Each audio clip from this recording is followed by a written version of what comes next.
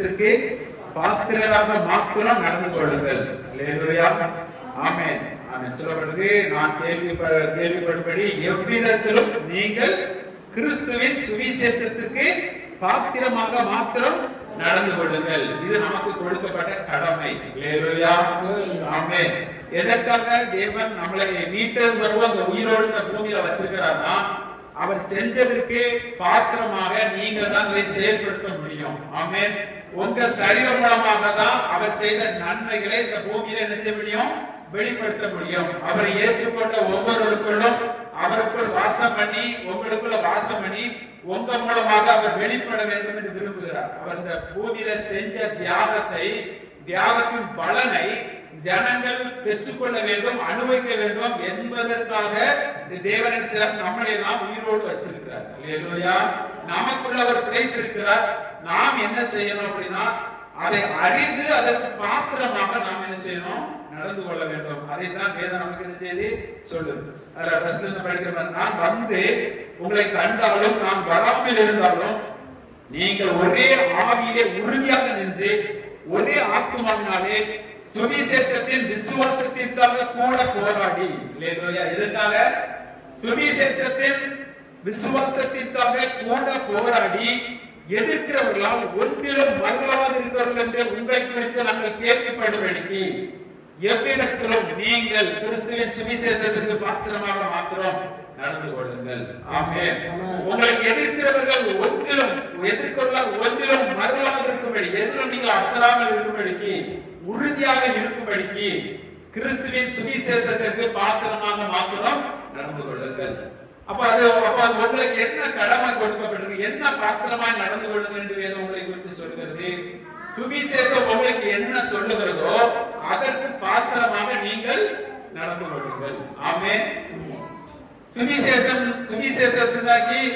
உங்களை பார்த்து என்ன சொல்லுது?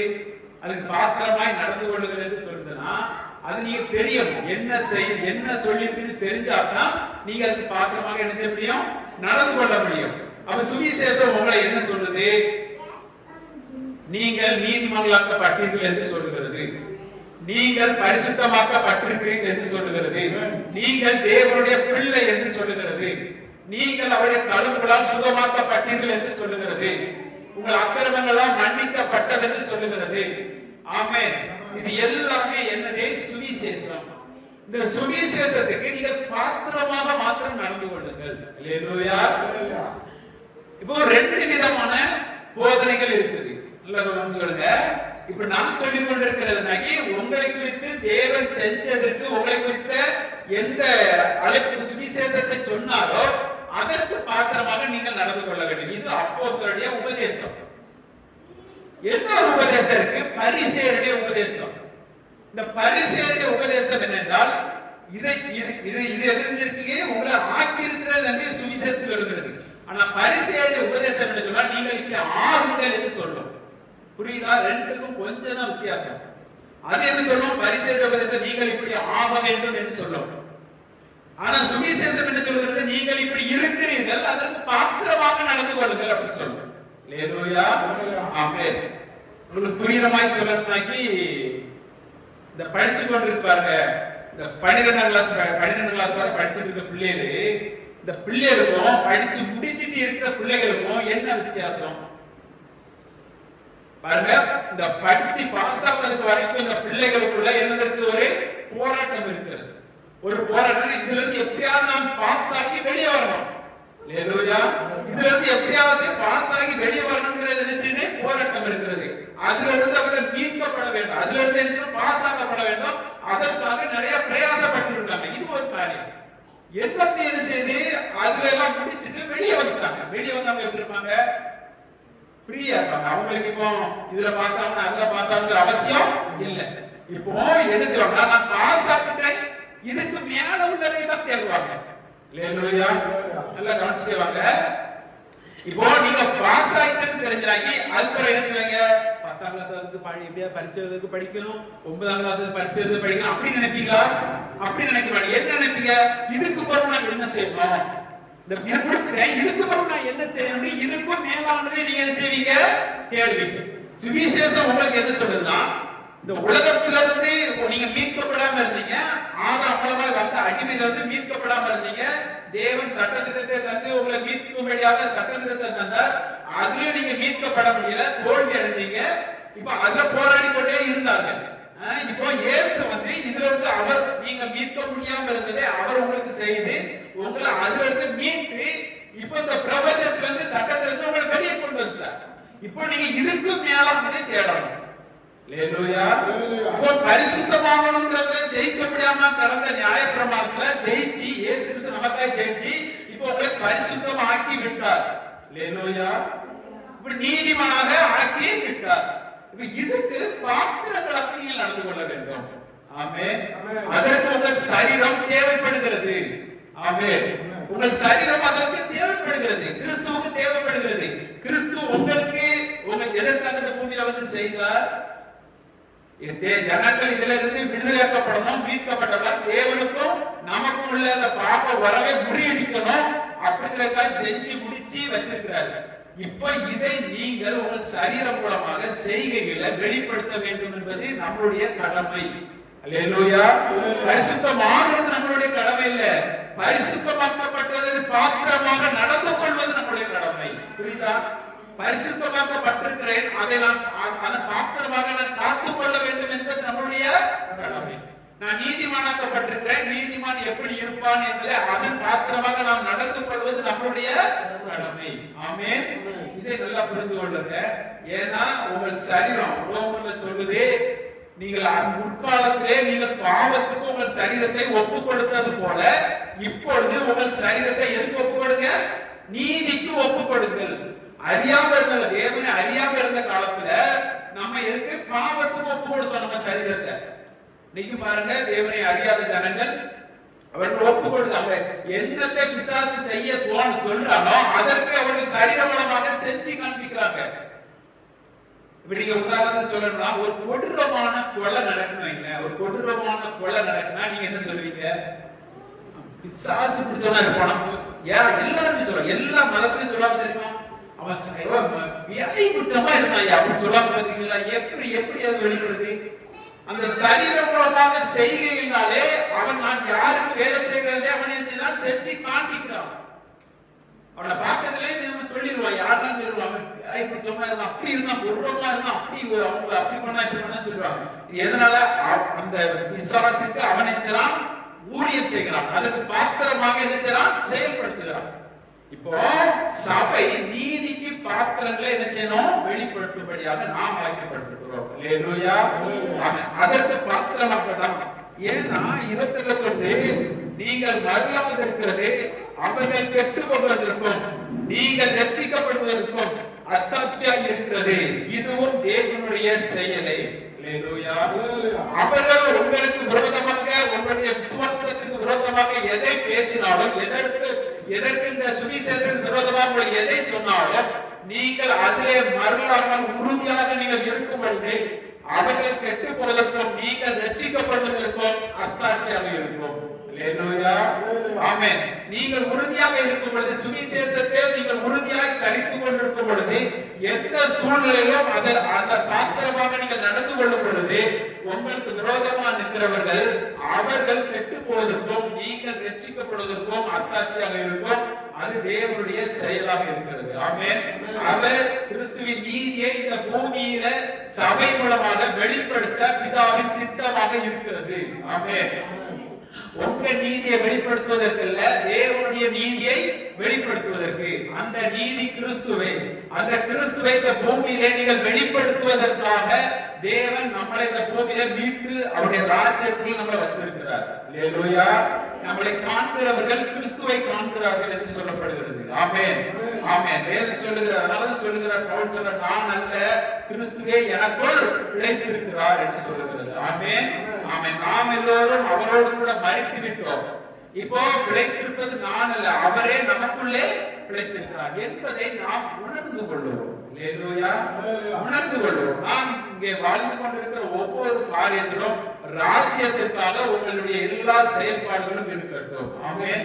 உங்களுடைய பொறுமைகள், உங்களுடைய சாந்தங்கள், உங்களுடைய அமைதிகள், உங்களுடைய சகிப்புத்தன்மைகள், இது எல்லாமே எதை வெளிப்படுத்தும் என்றால் ராஜ்யத்தை வெளிப்படுத்தும். அல்லேலூயா. உங்களை வெளிப்படுத்துவதற்கு இல்ல, உங்களை மேன்மைப்படுத்துவதற்கு இல்ல, உங்களுக்குள் இருக்கிறவரை. நீங்க நல்லா யோசிச்சு பாருங்களேன். நீங்க எதையாவது ஒண்ணு செய்யுங்களா, உடனே உங்களை சொல்லுவாங்களா, உங்களுக்குள்ள இருக்கிற கிறிஸ்துவை சொல்லுவாங்களா? கிறிஸ்துவ தான் சொல்லுவாங்க. அல்லேலூயா. ஏன்னா அவங்களுக்கு தெரியுது உங்களுக்குள்ள கிறிஸ்து இருக்கிறாரு. ஆமென் ஆமென். நீங்க தான் நம்பாம இருக்கீங்க, எனக்குள்ள இங்க இருக்கிறார் அப்படின்னு நம்புறாங்க. அவங்களுக்கு தெரியுது உங்களுக்குள்ள கிறிஸ்து இருக்கிறார் அப்படின்னு தெரியுது. ஆமென். நல்லா புரிஞ்சு கொள்ளுங்க. நீங்கள் அவருடைய பாத்திரமாக நீங்க இருக்கிறீங்க. ஆமென். அந்த பாத்திரமாக இருக்கீங்க. அந்த பாத்திரத்தை ஒருபோதும் விட்டு கொடுக்காதீங்க. அந்த நீதியை ஒருபோதும் விட்டு கொடுக்காதீங்க. உங்களுடைய சுயம் எதை சொல்லுகிறதோ அதை நம்பாதீங்க. உங்கள் மனது எதை சொல்லிக் கொண்டிருக்கோ அதை நம்பாதீங்க. வேதம் எதை உங்களுக்கு சொல்லிச்சோ அதை உங்கள் மனதிலே ஏற்றுக்கொள்ளுங்க. இப்போ அந்த சரீர செய்களில் செயல்பாடு பாத்திரமா நடந்து கொள்ளுங்கன்னா எப்படி நடந்து கொள்ள முடியும்? சரீர மூலமாக தான் என்ன செய்ய முடியும்? நடந்து கொள்ள முடியும். இப்ப இந்த சரீர மூலமாக நாம் நடந்து கொள்ள வேண்டும் என்றால் என்ன செய்யணும்? இங்க எழுதப்பட்டிருக்கிற வார்த்தையை நாம் மனதிலே கொண்டு வர வேண்டும். அதனால்தான் சகோதரர் சங்கீதத்தில் சொல்லும் பொழுது இரவும் பகலும் அவருடைய வசனத்தை எதுக்கு தியானிக்கணும்? இப்ப தியானமா இருக்கணும் சொல்லுப்பா, இதெல்லாம் நம்பிடுவாங்க. எதுக்கு தியானிக்கணும் அப்படின்னா, சொல்லப்பட்டிருக்கிறது எல்லாம் நீங்கள் தியானிச்சீங்கன்னா உங்கள் மனது என்ன செய்யுது? புதிதாகுது. அதனால் உங்கள் சரீரத்தில் என்ன செய்யுது? வெளிப்பட ஆரம்பிக்கிறது. நீதி என்ன செய்யுது? வெளிப்பட ஆரம்பிக்கிறது. அந்த வார்த்தைகளை நீங்கள் இரவு பகலும் மனதிலே தியானிப்பீங்கன்னா ஆட்டோமேட்டிக்கா உங்கள் சரீரம் அதற்கு நேராக நடக்க ஆரம்பிச்சிடும். இப்ப நீங்க மனதுல உலகத்தையே நினைச்சுக்கிட்டு, உலக துக்கத்தையே நினைச்சுக்கிட்டு சரீரம் இப்படி இருக்கணும்னு நினைச்சா சரீரம் கொடுக்காது. சரீரம் நீங்க எதை நினைச்சுட்டு இருக்கீங்களோ, எதற்கு முக்கியத்துவம் கொடுத்துருக்கீங்களோ அதுக்கு தான் சரீரம் வேலை செய்யும். நல்லா புரிஞ்சு கொள்ளுங்க. சரீரம் எதுக்கு வேலை செய்யணும்? நீங்க எதை மனதுல நினைச்சு கொண்டே இருக்கீங்களோ அதுக்கு வேலை செய்யும். நான் புரியுற மாதிரி சொல்லணும்னா, நீங்க சரீரத்துல மனதுல யாரையாவது கசப்பா வச்சு நினைச்சுட்டே இருக்க, கசப்பா நினைச்சுட்டே இருக்கீங்கன்னா அவங்க என்னதான் சொன்னாங்கன்னா உடனே உங்க சரீரம் வேலை செய்ய ஆரம்பிச்சு நம்மள பார்ப்பாங்க.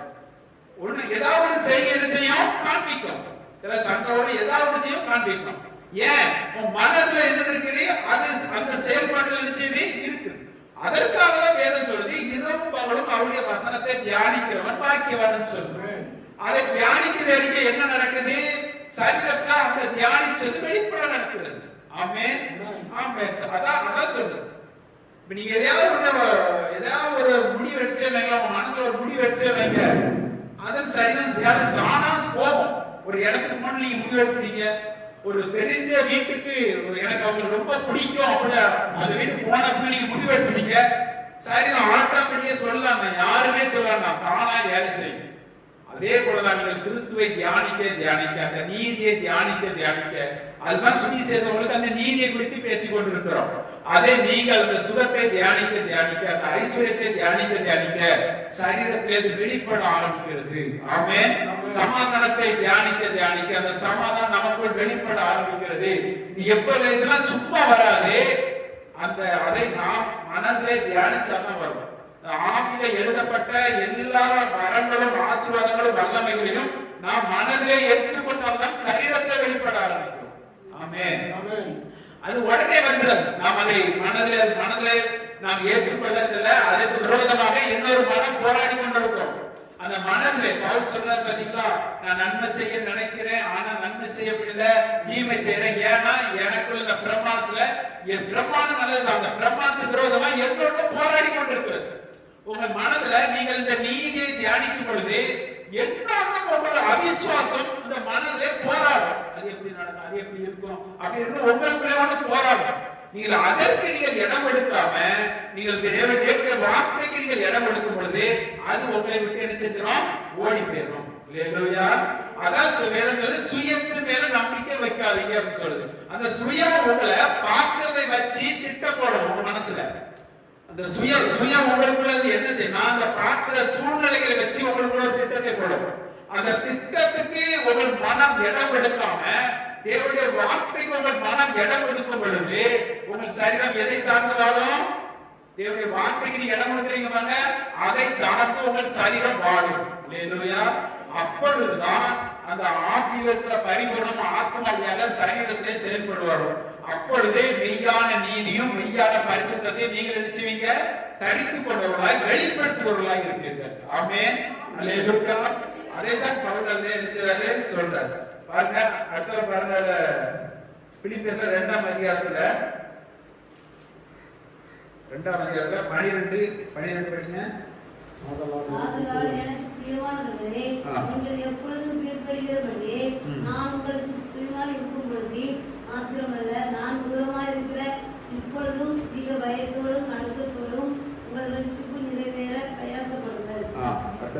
ஏனெனில் தேவனே நம்முடைய தயவுள்ள சித்தத்தின்படி விருப்பத்தையும் செய்கையையும் உங்களில் உண்டாக்குகிறவராக இருக்கிறார். ஆமென். நல்லா கவனிச்சு பாருங்க. பைபிளை கவனிச்சு பாருங்க. ஏனெனில் தேவனே தம்முடைய தயவுள்ள சித்தத்தின்படி விருப்பத்தையும் செய்கையும் உங்களிலே உண்டாக்குறவராக இருக்கிறார். ஆமென். தயவுள்ள சித்தத்தின்படி. அப்போ நமக்குள்ளே உண்டாக்குகிறவராக இருக்க வேண்டும் என்றால் நாம் என்ன செய்யணும்? அதன் மேல் பிரயாசப்படுகிறவர்களாக இருக்கணும். அது நிறைவேற நாம் என்ன செய்யணும்? மனதுடையவர்களாக இருக்க வேண்டும். அந்த பாத்திரம் என் மூலமாக வெளிப்பட வேண்டும் என்று நாம் மனதை ஏற்றுக்கொள்கிறதா இருக்க வேண்டும். உங்கள் மனதை ஏற்றுக்கொண்டால்தான் அவர் உங்களுக்கு என்ன செய்ய முடியும்? செயல்படுத்த முடியும். தயவுள்ள சித்தத்தின்படி விருப்பத்தையும் செய்கையும் உங்களிலே உண்டாக்குகிறவராக இருக்கிறார். அவர் உண்டாக்குகிறவராக இருக்கிறார். அது நமக்குள்ள நடக்கணும்னா நாம் மனது அதை ஏற்றுக்கொள்கிறதா இருக்க வேண்டும். நாம் மனதை அதற்கு இடம் கொடுக்கிறதாக இருக்க வேண்டும். நாம் அவரை ஏற்றுக்கொண்டால்தான் அது நமக்குள்ளே நடக்கும். நாம் ஏற்றுக்கொள்ளுகிறது எப்படி? நான் ஏற்றுக்கொள்ள என்ன செய்யணும் அப்படின்னாக்கி அவர் உங்களை என்ன சொல்லியிருக்கிறாரோ அதை உங்கள் மனதிலே ஏற்றுக்கொள்ளணும். ஏன் மூலமாக அவர் தம்முடைய விருப்பத்தை எனக்குள் செய்கிறார் என்று நீங்கள் மனதில் ஏற்றுக்கொள்ளும் பொழுது அந்த எண்ணங்கள் உங்களுக்குள்ளே வர ஆரம்பிக்குது. அது உங்கள் சரீரம் மூலமாக வெளிப்பட ஆரம்பிக்கும். அல்லேலூயா. அது வல்லமையாக இருக்கலாம், அன்பாக இருக்கலாம், ஐஸ்வர்யமாக இருக்கலாம், நீங்கள் யாருக்காக உதவி செய்கிறார்கள், எதுவாக இருக்கலாம். உங்களை கொண்டு தேவன் எதை செய்ய வேண்டும் என்று நினைச்சாரோ அதை நீங்கள் விரும்பும் பொழுது உங்கள் எண்ணத்துக்குள்ளே அதை வைக்கிறார். நீங்கள் அதை ஏற்றுக்கொள்ளும் பொழுது அது உங்கள் சரீர மூலமாக வெளிப்பட ஆரம்பிக்கிறது. ஆமென். சரீர மூலமாக வெளிப்பட ஆரம்பிக்கிறது. அப்பொழுது தேவனுக்கு மகிமை உண்டாக ஆரம்பிக்கிறது. ஆமென். ஆமென். நற்கிரியைகளை வேதம் அது நற்கிரியைகள் என்று சொல்லுகிறது. அது எது வழியாக வருகிறது என்றால் நாம் அதை விசுவாசிக்கும் பொழுது, நாம் அதற்கு இடம் கொடுக்கும் பொழுது அதன் வழியாக தேவன் நமக்குள் செய்கிறவராக இருக்கிறார். ஆமென். ஏற்கனவே நம்ம ஆவி பகுதியை செய்து வைத்திருக்கிறதை அவர் வெளிப்படுத்தும். இந்த பூமியில வெளிப்படுத்த வேண்டும் என்பதற்காக அதை செய்து கொண்டிருக்கிறார். அடுத்த பாருங்க 14 படிக்கிற பாருங்க. நான் வீணாக ஓடினதும் வீணாக பிரயாசப்பட்டதும் இல்லை என்கிற மகிழ்ச்சி கிறிஸ்துவின் நாளிலே எனக்கு உண்டாயிருப்பதற்கு ஜீவ வசனத்தை பிடித்துக் கொண்டு உலகத்திலே சுடர்களை போல பிரகாசிக்கிற நீங்கள் கோணலும் மாறுபாடுமான சந்ததியின் நடுவிலே குற்றமற்றவர்களாகவும் கபடற்றவர்களாகவும் தேவனுடைய மாசற்றவர்கள் பிள்ளைகளாகவும் இருக்கும்படிக்கு எல்லாவற்றையும் முறுமுறுப்பில்லாமல் தர்க்கிப்பில்லாமல் செய்யுங்கள். நீங்கள் தேவனுடைய பிள்ளை என்பதற்கும் ஒருவனும் உங்களை குற்றப்படுத்தாதிருப்பதற்கும் அந்த சுவிசேஷம் கனப்படுத்தப்படுவதற்கும் நீங்கள் என்ன செய்யணுமா? எல்லாவற்றிலும் முறுமுறுப்பில்லாமல் தர்க்கம் படாமல் இருங்கள் என்று சொல்லுகிறது. ஆமென். அதுதான் பவுல் சொல்றார், எல்லா பிரச்சனைகளும் நான் எப்பொழுதும் மனரம்யமாக இருக்க கற்றுக்கொண்டேன் என்று சொல்லுகிறார். ஆமென். அவர் செய்தது எல்லாமே ஒரே ஒரு காரணத்துக்காக தான். என்ன காரணத்துக்கு கேட்டால் சுவிசேஷத்துக்கு பாத்திரமாக என்ன செஞ்சார்? நடந்து கொண்டார். நான் ஒரு பிரசங்கராக இருக்கிறேன். இந்த பிரசங்கம், நான் பேசுகிற பிரசங்கம் வீணாய் போகாதபடிக்கு என்னை நான் காத்துக் கொள்கிறேன் என்று பவுல் சொல்லுகிறார். ஆமென். இப்போ நான் உங்களுக்கு பிரசங்கம் பண்ணி கொண்டிருக்கிறேன். இந்த பிரசங்கம் உண்மையுள்ளது. இந்த பிரசங்கம் உண்மையுள்ளது என்றாலும் நான் என்னுடைய செய்கை சரியில்லாமல் இருந்தால், இது உண்மையுள்ளதாக இருந்தாலும் ஒன்றுக்கு இடமாக இருக்கும். புரியுதா? இப்போ நான் உங்களுக்கு இந்த பிரசங்கத்தை கரெக்டா எடுத்து பேசுறேன் வைங்களேன். நீங்க இந்த பிரசங்கத்தை கேட்கறீங்க. இப்போ என்னுடைய செய்கைகள் இந்த பிரசங்கத்துக்கு விரோதமாகவே என்னுடைய செய்கைகளா இருந்துச்சுன்னா இந்த பிரசங்கம் முழுமையாக உங்களுக்கு மனதை ஏற்றுக்கொள்ள மாட்டீர்கள். புரியுதா? பிரசங்கம் கரெக்ட் தான், ஆனா பிரசங்கத்தை நீங்க ஏற்றுக்கொள்ள மாட்டீங்க. ஏன்? என்னுடைய செய்கைகள் சரியில்லாததுனால இந்த பிரசங்கம் உங்களுக்கு எதிராக இருக்கும். அதற்காக தான் பவுல் எல்லாவற்றிலும் தன்னை காத்துக் கொண்டார்கள் என்று சொல்றாரு. ஆமென். அவர் சொல்றார், நான் மாம்சம் புசிப்பதே ஒருவருக்கு இடரா இருந்தா நான் என்றென்றைக்கு புசியாம இருப்பேங்க. என் சரீரத்தை அவர்களுக்காக நான் ஒடுக்குகிறேன், இந்த சுவிசேஷத்துக்காக ஒடுக்குகிறேன் என்று சொல்கிறார். நான் ஒடுக்கிறதுனால தேவனே நல்லவர்கள் சொல்வதற்கா இல்ல. நல்லா புரிஞ்சு கொள்ளுங்க. இன்னைக்கு சரீரம் ஒடுக்குதல் எதற்காக சிலப்ப ஒடுக்குறாங்கன்னா தேவன் என்னை நல்லவர் என்று சொல்வதற்காக, அதற்காக இல்ல. இந்த சுவிசேஷத்திற்கு இடர்கள் வரக்கூடாது என்பதற்காக. எங்களுடைய ஒவ்வொரு நடக்கைகளும் ஒவ்வொரு செயல்பாடுகளும் மனுஷனை பிரியப்படும் நீங்கள் என்னை நல்லவர் என்று சொல்வதற்கு இல்ல, இந்த சுவிசேஷத்துக்கு பாத்திரமாக நான் நடந்து கொள்ள வேண்டும் என்பதற்காக தான். அதே போலதான் நீங்களும் உங்களுடைய செய்கையெல்லாம் உங்களை தேவன் நல்லவர் என்று சொல்வதற்காக இல்ல. நீங்கள் தேவன் உங்களை உங்கள் மூலமா பார்க்கல, கிறிஸ்துவாக பார்த்துக் கொண்டிருக்கிறார். அவர் உங்களை எப்பொழுதும் நேசித்து கொண்டுதான் இருக்கிறார். அவர் உங்களை குற்றம் பார்க்கிறவரே இல்ல, அவர் உங்களை கண்டிக்கிறவரும் இல்ல. ஏன்னா அதற்கு வேண்டிய கோபத்தை எல்லாம் இயேசு கிறிஸ்து மேல அவர் செய்து முடிச்சு விட்டார். இப்பொழுது உங்க மேல அன்பாக இருக்கிறார். நீங்க இந்த பாத்திரத்தை கனப்படுத்துவதற்காக, இந்த பாத்திரத்தை நீங்கள் அலங்கரிப்பதற்காக, அதற்கு நம்மளுடைய சரீர செயல்பாடுகள் ரொம்ப முக்கியம், நம்மளுடைய நடவடிக்கைகள் ரொம்ப முக்கியம். அதற்காக தான் பவுல் சொல்ற. நான் இந்த இதுல கூட பாருங்க, 1ஆம் அதிகாரத்துல பாருங்க 12 பாருங்க 12:13. சகோதரரே, எனக்கு சம்பவித்தவைகளே சுவிசேஷம் பிரபலமாகும்படிக்கு ஏதுவாயிற்றென்று நீங்க அறிய மனதாய் இருக்கிறேன். அரண்மனை எங்கும் உள்ளவர்களுக்கும் மற்ற யாவருக்கும் என் கட்டுகள் கிறிஸ்துவுக்குள்ளான கட்டுகள் என்று வெளியிடவும். ஆமென்.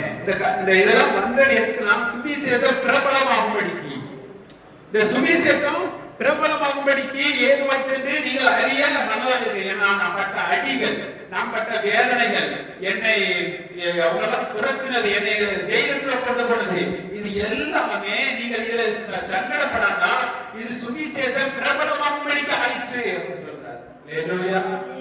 இதெல்லாம் தேவனுடைய வார்த்தை பிரபலமாகும்படிக்கு, சுவிசேஷம் எங்கும் பிரபலமாகும்படிக்கு இதெல்லாம் ஆயிற்று என்று சொல்றாரே ஒழிய நான் இப்படி கஷ்டப்பட்டேன், நான் இப்படி துன்பப்பட்டேன் அவரை சொல்லல. அவர் செய்கையெல்லாம் சுவிசேஷத்தை பிரபலமாக்கும்படிக்கிறான். இயேசு கிறிஸ்து கூட பாருங்க, இந்த யோவான் புத்தகத்துல சொல்ல பாருங்க, நான் இவர்கள் நிமித்தம் நான் இன்னும் என்னை பரிசுத்தப்படுத்துகிறேன் என்று சொல்லுகிறார். இயேசு கிறிஸ்துவோட செய்கை எல்லாம் அவர் ஜெபம் பண்ணினதோ எல்லாமே எதற்காகனா சீசர்களை பலப்படுத்துவதற்காக வழிய தேவனை பிரியப்படுத்துவதற்கு இல்ல. தேவனுக்கு தெரியும் ஏற்குள்ள நல்லவர், தேவனுக்கு தெரியும். உங்க ஒரு பகுதி நீங்க பூரணமா இருக்கீங்கிறது தேவனுக்கு தெரியும். ஆனால் கூட இருக்கிற சீசர்களை அறியப்படுத்தி தான் வெளியரங்கமான அற்புதங்களை செய்வார். கூட இருக்கிற சீசர்களுடைய விசுவாசம் பெருக வேண்டும், பக்தி பெருக வேண்டும் என்பதற்காக அதையெல்லாம் செய்தார். இல்லை என்றால் அவர் எதுவுமே சொன்னா நடக்கும். ஏன்னா தேவன் சொன்னோன்னு செய்வாங்க, இவங்களுக்கு விசுவாசம் பூர்ணமா இருக்கிறது. ஆனா பக்கத்துல இருக்கிறவங்களுக்கு விசுவாசம் பெருக வேண்டும் என்பதற்காக தான் செய்தார்.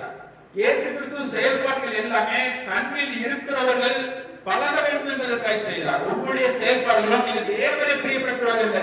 இந்த சுவிசேஷத்திற்கு பாத்திரமாய் நடப்பது எதற்காக என்றால் சுவிசேஷம் பிரபலமாகும்படிக்கு, இந்த கிறிஸ்துவின் உபதேசம் பிரபலமாகும்படிக்கு, கனப்படுத்தப்படும்படிக்கு.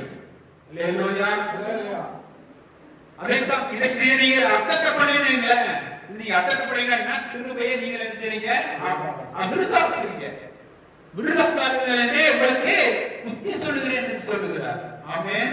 உங்களுக்கு இதெல்லாம் செய்தவர், இதெல்லாம் விடுதலை இருக்கிறது, நீங்கள் அக்செப்ட் பண்ணாதீங்க என்று சொல்றார்.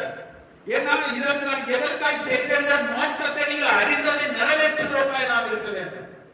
நாம் எதற்காக தேவன் நம்மளை மீட்டெடுத்தார் என்பதை அந்த பூமியில அதை நாம் நிறைவேற்ற வேண்டும் என்பதற்காக தான் நாம் இந்த பூமியில பாத்திரங்களாக தேவன் நம்மளை வச்சிருக்கிறார். அவருடைய ஆவியை நமக்கு தந்திருக்கிறார். ஆமென்.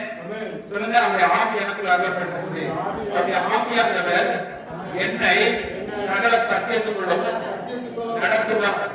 பூமி முழுவதும் கிறிஸ்துவுக்கு சாட்சியாக என்னை நிறுத்துவார். ஆமென். இதை நீங்கள் மனதிலே ஏற்றுக்கொள்ளணும். ஆமென்.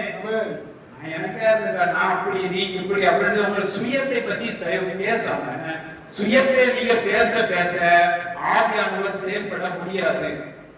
நீங்க எல்லா காரியத்திலும் உங்க சுயம் சில நேரம் உங்களுக்குள்ள வரலாம். ஆனா நீங்க அதையே பெருசாக்காதீங்க. அந்த சுயத்தை நினைச்சாதீங்க, பெருசாக்காதீங்க. தேவனுடைய வார்த்தையை நீங்க மலை போல பாருங்க. சுயத்துல மலை போல இருக்கிற பிரச்சனை எல்லாம் பதறாய் போயிடும். நீங்கள் இந்த இதற்கு பாத்திரமாக மாறுவதற்கு உங்களை நீங்கள் இதை தியானிச்சு இதற்கு நேராக உங்களை நடத்த ஆரம்பிங்க. உங்க சரீரத்தை அதற்காக ஒப்பு கொடுக்க ஆரம்பிங்க. எல்லாம் தானாய் மாற ஆரம்பிச்சிடும். முதலாவது அந்த ராஜ்யத்தையும் அந்த நீதியை நீங்க தேட ஆரம்பிங்க. வேற எல்லாம் இந்த பூமியில எதெல்லாம் உங்களுக்கு ராஜ்யத்தின்படி நடக்கணுமோ அதெல்லாம் ஆட்டோமேட்டிக்கா நடக்கும். ஆமென். அதற்கு வேண்டிய ஞானம், அதற்கு வேண்டிய வல்லமை, அதற்கு வேண்டிய அதிகாரம் இந்த பூமியில உங்களுக்கு ஆவியானவர் தந்தர் இருக்கிறார். ஆவியானவர் உங்களுடனே இருக்கிறார். அவருக்கு மட்டும் இடம் கொடுங்க. அவருக்கு இடம் கொடுக்கிறதா என்ன? இங்க எழுதப்பட்ட வார்த்தைக்கு உங்கள் மனதை ஏற்றுக்கொள்ள ஆரம்பிங்க. உங்க மனதை ஏற்றுக்கொள்ள ஆரம்பிங்க. என்ன இப்படி வச்சிருக்கிறீங்களப்பா, இது எனக்குள்ள வெளிப்படட்டும்னு சொல்லுங்க. எனக்குள்ள உங்க நீதி வெளிப்படட்டும்னு சொல்லுங்க. உங்க ஞானம் வெளிப்படட்டும்னு சொல்லுங்க. உங்களுடைய அன்பு வெளிப்படட்டும்னு சொல்லுங்க. உங்களுடைய ஐஸ்வர்யம் இந்த ராஜ்யத்திற்கு மகிமைப்படுவதற்கு எனக்குள்ள வெளிப்படட்டும். உங்களுடைய எந்த விரிவாக்கம் எனக்குள்ள வெளிப்படட்டும் என்று சொல்லுங்க. ஊழியத்துல சபையில வெளிப்படணும்னு சொல்லுங்க. சபையில வெளிப்பட ஆரம்பிக்க ராஜ்யம் பூமி முழுவதிலும் ஸ்தாபிக்கப்பட வேண்டும். இந்த ராஜ்யம் பூமி கடையாளர்களுக்கு போகும் என்று எழுதப்பட்டிருக்கிறது. அது சபை மூலமாக நிறைவேற்றப்பட வேண்டும் என்றால் சபை அதை ஏற்றுக்கொள்ள வேண்டும். ஊழியம் வளரும், புனிதமாக ஒப்பாயிருக்கிறது, எல்லாரும் பரவும் என்பதை நீங்கள் ஏற்றுக்கொள்ளுங்க. உங்க குடும்பத்தில் பரவும் என்பதை ஏற்றுக்கொள்ளுங்க. எத்தனை பேர் ஏற்றுக்கொள்றீங்க? உங்க குடும்பத்தில் பரவும், அது எல்லா இடத்திலும் பரவும் என்று நீங்க ஏற்றுக்கொள்ளுங்க. ஏற்றுக்கொள்ளும் பொழுதுதான் நீங்க கிரியை நடத்திக்க ஆரம்பிக்க முடியும். ஆமென். நீங்க விளக்கை கொடுத்து அதை ஒரு மரக்கெல்லாம் நீங்க மூடி வச்சிருப்பீங்கன்னா அது எங்கும் செயல்பட முடியாது. அந்த ராஜ்ய கலாச்சாரத்தை நீங்க வெளிப்படுத்த ஆரம்பிங்கள். அந்த நீதிக்கு பாத்திரமாக நீங்க நடந்து கொள்ள ஆரம்பிங்கள். எல்லாம் நடக்க ஆரம்பிக்கும். ஆமென். எல்லா சுய பயங்கள், சுய சிந்தைகள் எல்லாம் செய்யும் விலக ஆரம்பிக்கும். எல்லாம் எங்க செயல்பட வேண்டியது? உங்கள் மனதில் செயல்பட வேண்டியது அவசியம். ஆமென். உங்கள் மனதில் இதெல்லாம் வர வேண்டும் என்றால் தேவனுடைய வார்த்தையை தியானிப்பது அவசியமாக இருக்கிறது. தேவன் உங்களுக்கு சிலுவையில் உண்டானதை நீங்கள் தியானிப்பது உங்களுக்கு அவசியமாக இருக்கிறது. அதுக்காக உங்கள் மனதை அதற்கு இடம் கொடுப்பது அவசியமாக இருக்குது. உங்கள் மனம் முதல்ல தெரிஞ்சணும், இடம் கொடுக்கணும். நீங்க யோசித்து பாருங்க, ஒரு நாளைக்கு நீங்கள் எவ்வளவாக எதற்கு உங்கள் மனதில் இடம் கொடுக்கிறீர்கள் என்பதை யோசித்து பாருங்க. அதுதான் உங்கள் சரீரத்தில் செயல்பட்டு கொண்டிருக்கும். நீங்க எதையாவது ஒரு துக்கத்தையோ ஒரு மரணத்துக்கான சிந்தனைகளையோ நீங்கள் தியானிச்சு கொண்டே இருப்பீங்கன்னா அதுக்கு ஏற்படுவது சரீரத்தை செயல்பட ஆரம்பிக்கும். வெற்றியையும் தேவனுடைய வார்த்தையும் ஜீவனையும் நீங்கள் தியானிச்சு கொண்டிருப்பீங்கன்னா உங்கள் சரீரத்தை அது செயல்பட ஆரம்பிக்கும். உங்களுக்குள்ளதான் தேவன் தந்திருக்கிறார். உங்களுக்குள்ளதான் தந்திருக்கிறார். எதை நீங்கள் ஏற்றுக்கொள்வீர்களோ அது நமக்குள்ள என்ன செய்யும்? செயல்பட ஆரம்பிக்கும். உங்கள் மனதே இந்த மாற்றத்துக்கு நேராக தான் செயல்படுத்தும். உங்கள் மனதெல்லாம் சுய இருக்கு பாருங்க. ஏன்னா நம்ம அங்க இருந்தா வந்திருக்கிறோம். அதுல இருந்து நம்ம வெளியே வருவதுதான் தேவனுடைய வார்த்தையை தியானிக்க சொல்லுகிறோம். இப்போ நீங்க இந்த உலகத்துல இந்த உலகம் பரலோகமா இருந்திருக்கும் என்றால் நீங்கள் இதை போராட வேண்டிய அவசியம் வராது. ஏன்னா எந்த தீமை நினைச்சாலே இருக்காது. ஆனா நாம் பரலோகவாசிகளாக நாம் இருந்தாலும் நாம் இந்த உலகத்துல இருந்து கொண்டிருக்கிறோம். நல்லா புரிந்து கொள்ளுங்க. இந்த உலகம் பாவம் நிறைந்ததா இருக்கிறது. அதற்குள் நாம் வாழ்ந்து கொண்டிருக்கிறோம். அந்த இருப்புக்குள்ள நாம் வாழ்ந்து கொண்டிருக்கிற நம்ம வெளிச்சத்தின் பிள்ளைகள் இருப்புக்குள் வாழ்ந்து கொண்டிருக்கிறோம். அது இருள் நமக்குள் வராத வரைக்கும் நாம் பிரகாசமா இருப்பதற்காக வார்த்தையை தியானிப்பது அவசியமாக இருக்கிறது. வார்த்தையை கேட்பது அவசியமாக இருக்கிறது. வார்த்தையை தியானிப்பது அவசியமாக இருக்கிறது. அதுதான் நமக்கு வெளிச்சம். அந்த வெளிச்சம் நமக்குள்ள இருக்கும் பொழுது இருள் நம்மளை பற்றி கொள்ள முடியாது. உலகம் இருளுக்குள்ளே இருக்கிறது. ஆனால் நமக்குள்ளே தேவன் வெளிச்சத்தை தந்திருக்கிறார். நமக்குள்ளே தேவன் ஜீவனை தந்திருக்கிறார். வேதம் சொல்லுகிறது, அவர் மனிதருக்கு ஜீவனாக இருக்காங்க. ஜீவன் மனிதருக்கு வெளிச்சமாக இருக்கிறது என்று சொல்லுகிறது. அவர் நாம் இந்த உலகத்தில் ஒளியாக இருக்கிறோம் என்று வேதம் சொல்லுகிறது.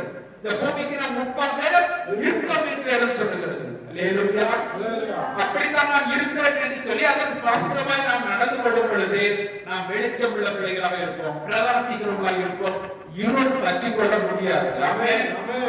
சொல்லுங்க, இருள் என்னை பற்றி கொள்ள முடியாது. எனக்கு இருக்கிற கிறிஸ்துவின் ஜீவன் உலகத்தில் வெளிச்சமாக இருக்கிறது. ஆமென். இந்த வெளிச்சம் எல்லா இடத்திலும் பரவும். ஆமென். அல்லேலூயா. நல்லா புரிந்து கொள்ளுங்க. இதை நீங்கள் தியானித்தாதான் உங்களுக்கு அது வேலை செய்யும். அது வேலை செய்யறதுனா சாதாரணமா பாருங்களேன். நீங்க இந்த பாடலே பாருங்க, பாடல் வரிகள் எல்லாம் கரெக்டா இருக்கும். ஆனா அதுல ஏதாவது ஒரு இசைய போல வந்தா கூட அது என்ன செய்யும், ஒரு குறைகளுக்கு தெரியும்.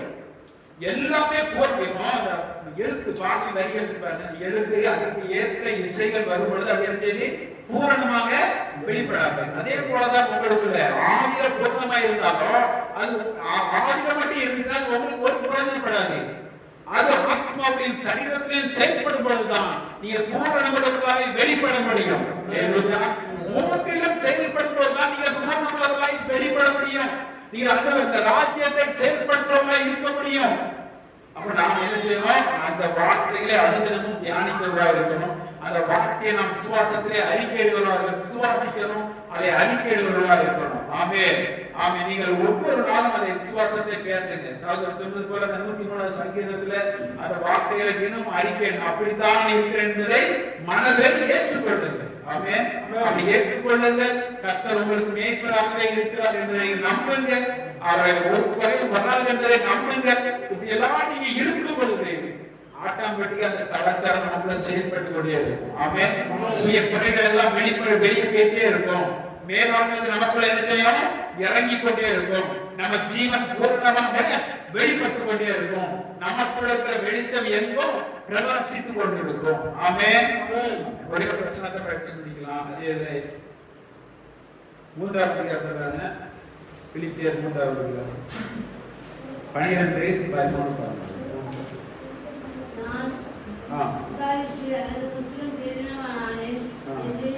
என்னாமல் நான் எதற்காக பிடிக்கப்பட்டேனோ அதை நான் பிடித்துக் கொள்ளும்படி ஆசையாக தொடருகிறேன். சகோதரரே, அதை பிடித்துக் கொண்டேன் என்று நான் எண்ணுகிறதில்லை. ஒன்று செய்கிறேன், பின்னானதை நான் மறந்து முன்னானவைகளை நாடி கிறிஸ்து இயேசுவுக்குள் தேவன் அழைத்த அழைப்பின் பந்தயத்தோடுக்காக இரட்டை நோக்கி தொடருகிறேன். ஆமென். அல்லேலூயா. நான் எதற்காக அழைக்கப்பட்டேனோ அந்த அழைப்பில் லெக்கை நோக்கி தொடருகிறேன் அப்படின்னு சொல்கிறார். நாம் எல்லாம் கண்டாயிட்டு எல்லாம் அடைந்தாயிடுச்சு அப்படின்னு நான் இல்ல. நான் பின்னானவே மறந்து முன்னாடி நினைச்சேன் நாடுகிறேன் அப்படின்னு சொல்றாரு.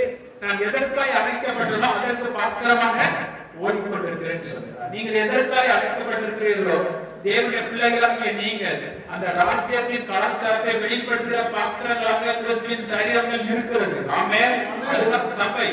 அந்த கிறிஸ்துவின் சரீரமாகிய சபை என்னன்னா அந்த ராஜ்ய கலாச்சாரத்தை இந்த பூமியிலே வெளிப்படுத்த வேண்டும். அவர் செய்ததற்கான பலனை இந்த பூமியிலே நீங்கள் வெளிப்படுத்தவும் அனுபவிக்க வேண்டும். அந்த ராஜ்ய கலாச்சாரம் இந்த பூமியில உங்கள் மூலமாக வெளிப்பட வேண்டும்.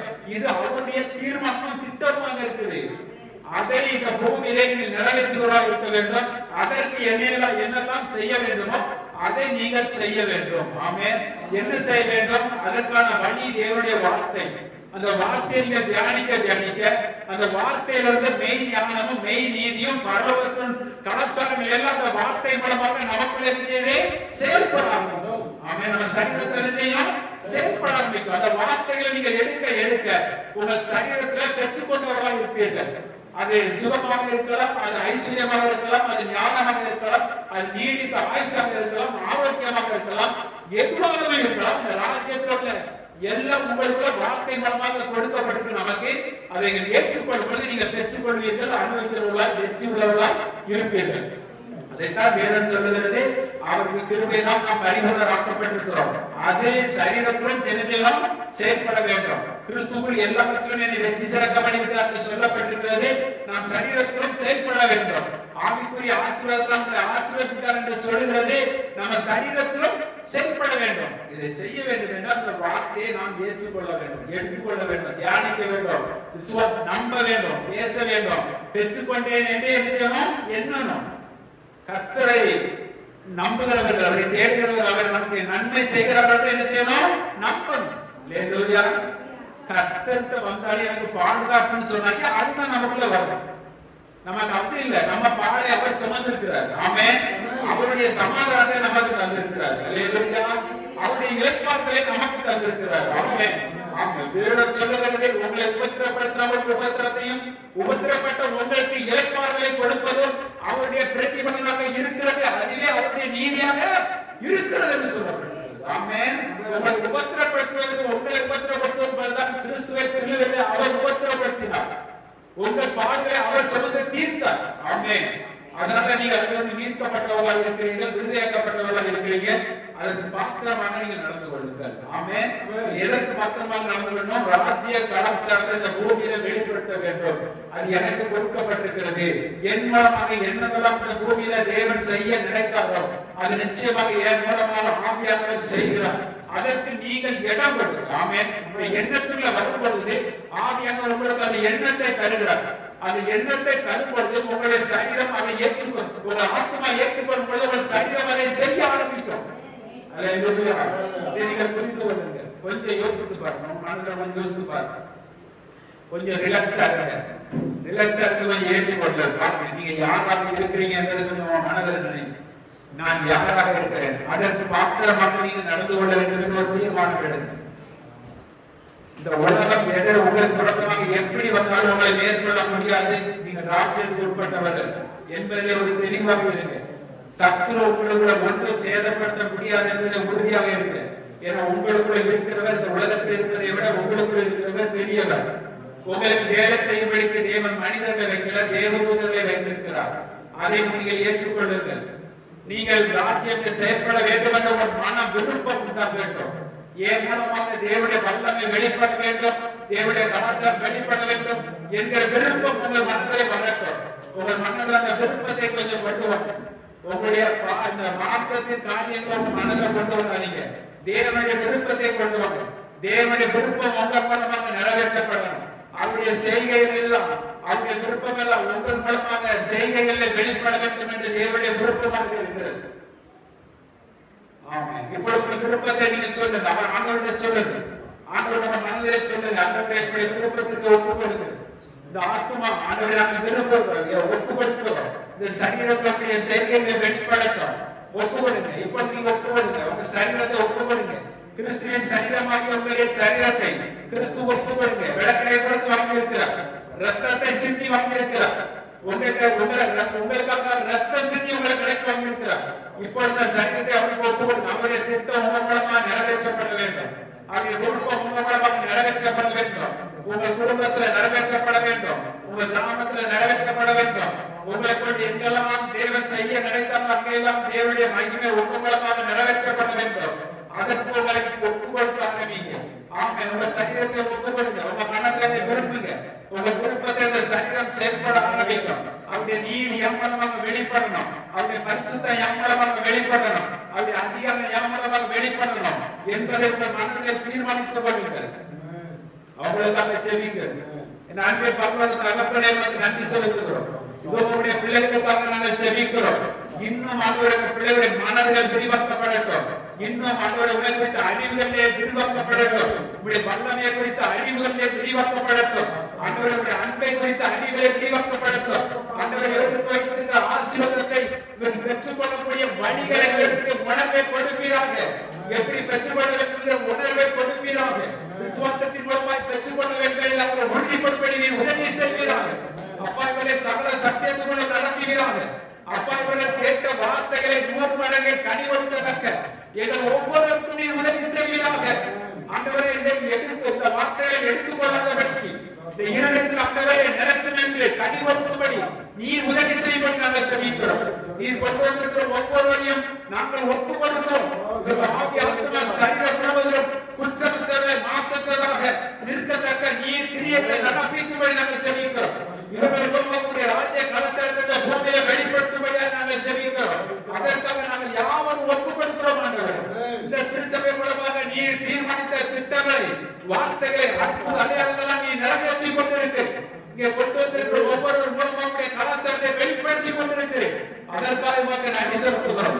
பிள்ளைகள் ஒவ்வொன்றும் பெற்றுக் கொள்வதற்காக நன்றி செலுத்துகிறோம். அவர்கள் செய்கிற எல்லா காரியத்திலும் வாக்கு தத்தங்கள் படிக்கட்டும். ஆஸ்வதிக்கப்பட்ட சந்ததிகள் என்பது எல்லாரும் அறியத்தக்க இவர்கள் மூலமாக மகிமை வெளியரங்கமாய் மாறட்டும். அப்படியே செய்வதற்காக நன்றி செலுத்துகிறோம் ஐயா. இயேசு கிறிஸ்துவின் நாமத்தினால் ஜெபிக்கிறோம் என் நல்ல பிதாவே. ஆமென். இப்பொழுது நாம் அவருடைய சரீரத்தையும் அவருடைய இரத்தத்தையும் நாம் காண போகிறோம். கிறிஸ்துவின் சரீரத்தையும்